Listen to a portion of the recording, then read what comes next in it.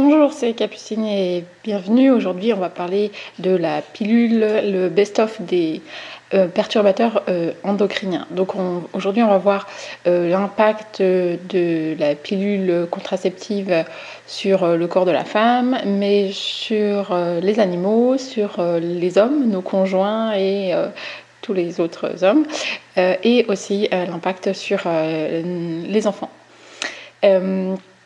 Donc, ce qu'il faut comprendre, c'est que le système hormonal de la femme, il fait partie du système endocrinien et du coup, le but premier de la pilule est bien de perturber notre système endocrinien, puisque l'objectif, c'est de stopper notre cycle pour qu'on n'ovule pas et qu'on ne tombe pas enceinte. Donc, c'est vraiment l'objectif premier de la pilule, c'est ça, c'est d'être un perturbateur endocrinien.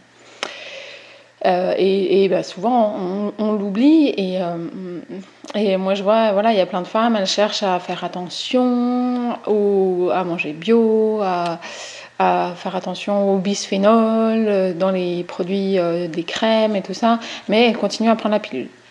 Donc il faut bien comprendre que la pilule, c'est un perturbateur endocrinien. Et j'avais noté une petite phrase de Annette Lexa, qui est toxicologue, et qui nous dit le bisphénol A, c'est la 2 chevaux des perturbateurs endocriniens, quand la pilule en est la Ferrari. C'est-à-dire que la pilule est 1000 fois plus puissante la pilule est 1000 fois plus puissante que le bisphénol. Donc continuez le bisphénol et puis arrêtez la pilule et puis comme ça ira tout ira mieux. Donc ensuite, il y a eu pas mal d'études qui ont été faites sur l'impact de ces hormones sur les poissons et donc ils ont noté une féminisation des poissons. Il y a eu une étude en Angleterre sur les gardons et jusqu'en 2000, là, il y avait 100%, il y avait une rivière, il y avait 100% de féminisation des gardons mâles qui s'étaient transformés en femelles. Donc c'est quand même assez impressionnant. Et ils avaient aussi noté des modifications sur des amphibiens, des grenouilles, des reptiles, des alligators, des tortues, des loutres. Et donc là, ils avaient noté une diminution de la taille du pénis et des testicules. Donc, parce qu'en fait, on sait que ces hormones, elles vont passer dans l'eau, en fait, via les toilettes, parce qu'on urine une partie des hormones, et qu'elles ne sont pas traitées par les stations d'épuration. Du coup, ça se retrouve dans l'eau des rivières, mais aussi dans notre eau potable. Et donc on sait qu'il faut à peu près, pour les animaux en tout cas, c'est entre 0,1 à 0,3 nanogrammes pour qu'il y ait un impact sur l'environnement. Et en France, on retrouve des taux de 1 à 71 fois supérieurs dans nos rivières françaises. Et les chiffres en Angleterre, c'est encore plus important, c'était vraiment impressionnant. Donc tout ça va avoir un impact, ces hormones, sur d'autres aspects aussi. Mais bon, moi, à chaque fois que je vois ces chiffres, ça me fait un peu mal au cœur, mais jusqu'à présent, je voulais pas, j'en parlais pas, en tout cas pas comme ça sur Internet. Mais je pense que c'est important d'avoir ces connaissances-là pour faire un choix vraiment éclairé. Et je vois qu'il y a de plus en plus de femmes qui ont envie, et de couples qui sont sensibles à ces choses-là, à l'environnement, à leur bien-être. Il y aura aussi d'autres vidéos et d'autres podcasts sur les effets sur le corps de la femme, vraiment des hormones de la pilule. On va avoir une diminution de la libido, de l'humeur, des troubles de l'humeur. Voilà, il y a plein de choses. Ça va aussi avoir un impact sur le cycle. Je ferai aussi un podcast sur les jeunes filles parce que l'impact il est beaucoup plus fort parce que leur cycle il n'est pas encore complètement lancé. Donc l'impact il est plus important chez les jeunes filles. Voilà, donc vous verrez aussi des choses là.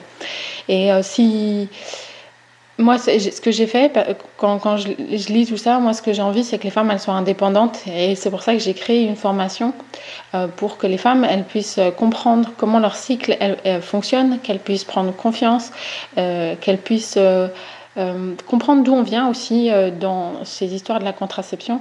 Parce que quand on a une vision trop fermée, on se rend compte qu'il y en a qui pensent qu'il y a que la pilule ou que le stérilet qui marche. Mais l'histoire nous montre que la contraception, elle a été connue depuis longtemps et c'était géré à l'intérieur des familles. On sait en 1820, je crois, et il y avait 2,7 enfants par femme. Donc ils connaissaient déjà pas mal de choses de la contraception et ils savaient gérer. Donc même avant l'arrivée de la pilule, il y avait déjà une gestion de la contraception.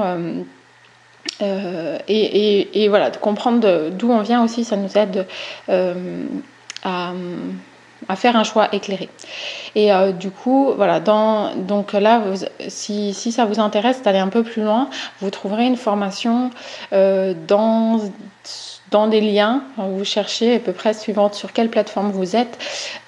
Donc une formation qui sera disponible une semaine où je vous explique comment fonctionne le corps de la femme.